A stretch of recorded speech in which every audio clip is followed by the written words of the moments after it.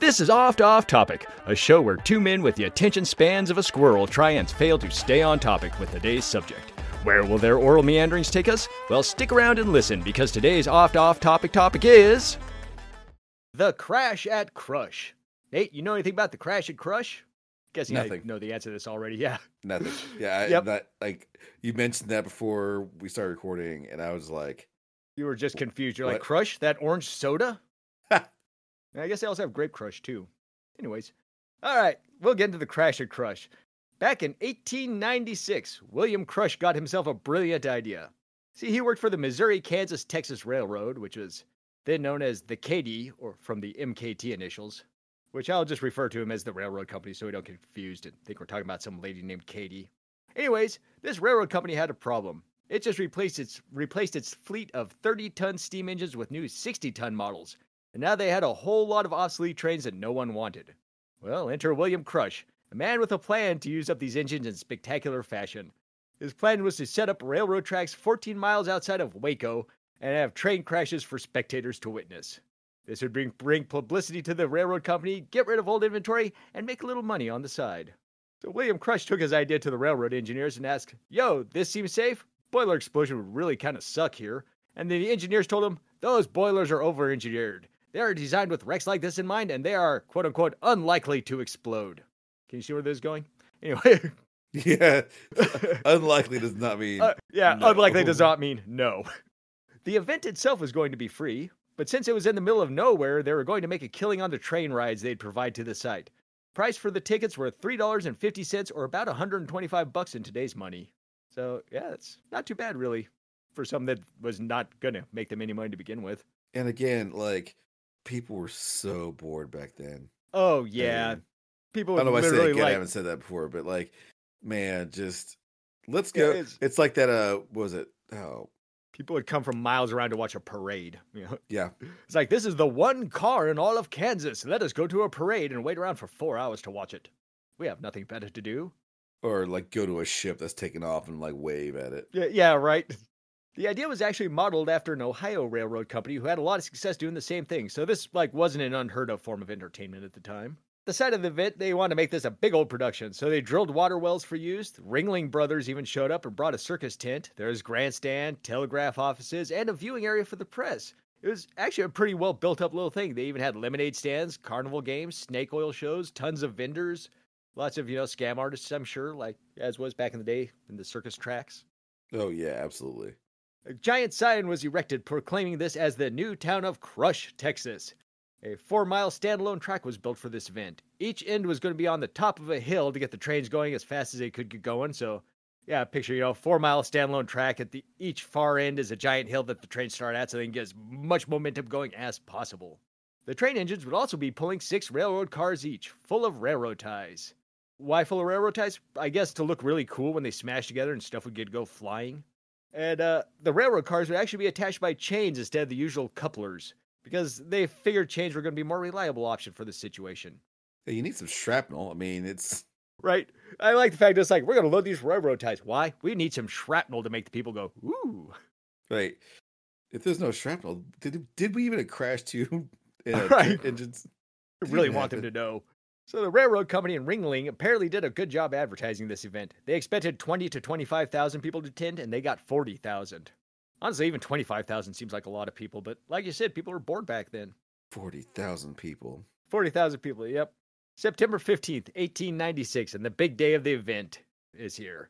The event was actually delayed, however, as William Crush insisted for safety reasons that the general public be back a minimum 200 yards.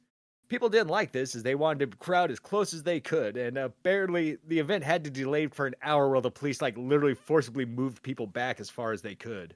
However, for better viewing, the press was allowed as close as 100 yards from the event, so you could take pictures and stuff and get a really good view of everything. At least this showed that the dude setting up the whole event, he did care somewhat about the safety of the people. He's like, hey, these people do have to be back, unlike that whole Le Mans thing we talked about last episode. At least the Le Mans thing took place at 1955, where people kind of started giving shit about people not getting killed. Yeah. The 1800s, they're like, what was that? Oh, Sally's dead. Oh man, she didn't finish her chores. What? Well, let's go make another kid. Yeah, like, damn it. All right, come here, Susie. Yeah, right. Get in the mines. We need somebody else to work for us. 5 p.m. comes along, and 2 trains sit in the middle of the tracks for a photo opportunity. Pictures are taken, and then trains start heading to their starting points. So for added razzle and dazzle, they actually line the track with what's known as torpedoes. And they're basically these little explosions that are really loud on the train tracks. And it's basically, they set them up so the train engineers can hear them to know that they're coming up on, like, the station or whatever. Or it basically like little signal noises to slow down, stop. Kind of varies on the situation. So as these trains are racing towards each other and trying to crash, the explosions get closer and closer together, and it helps build up the excitement. You hear it from a distance, pop, pop, pop, and then it starts building up speed. So they take off slow at first, and then the torpedo starts popping off. Slower, faster, faster. And eventually, the witnesses said they eventually got so fast that it sounded like musket fire going off during a war constantly. Just like bam, bam, bam, bam, bam, bam, bam, bam, bam, bam. So the crowd sees the trains zooming into sight, and they were kind of hoping these trains were going to be doing at least 45 miles an hour for maximum crash impact. Witnesses say that they were going a lot faster than that. They didn't really have, radar guns or nothing back then. Right. But anyways, they collide, and I'll let the Dallas Morning News describe what then happens. A crash, a sound of timbers rent and torn, and then a shower of splinters. There was just a swift instant of silence, and then, as if controlled by a single impulse, both boilers exploded simultaneously, and the air was filled with flying missiles of iron and steel, varying in sizes from a postage stamp to half of a driving wheel. By driving wheel, I mean those giant wheels that the train actually has with, the little connecting plates between them. Yeah. Debris was blowing hundreds of feet in the air, and people panicked and ran in quote-unquote inappropriate response. An instant later, a rain of metal and wood splinters come showering down on the crowd below. A photographer took a bolt to the eye and lost it. At least 6 people were injured, and at least 2 died. Which, honestly, that seems pretty good considering, 2 trains exploded within 200 yards of people. Trains were reduced to a pile of smoldering iron and wood. The engines themselves actually crushed like soda cans. And, ironically enough, the very last cars that the trains were pulling, they were actually unharmed. So I guess the lesson of this is if you're going to be in a head-on with the trains, be at the very back of the cars. Because apparently those things had no damage, didn't even move or pop off the tracks or nothing. Caboose is safest. Yep. Unless I guess you get rear-ended. Yeah, but anyways, soon as the shock wore off, though, a few seconds later, the crowd swarmed the wreckage for souvenirs to take home. Probably climbing over the occasional. Yep, they're just like, of course they did. And apparently people just stormed from the crowd and just completely descend on the air and just picked it clean. It's like, naturally, oh wow, I bet this is going to be talked about forever. Let's get a piece of it. Yep. Well, naturally, this story makes headlines everywhere, and instantly William Crush is fired from his job as a way to avoid bad publicity.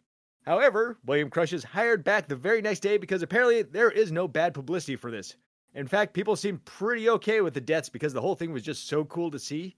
And William Crush went on to work with the railroad company for another 6 years after that. There was some lawsuits out of this. Because I don't know, what even matters?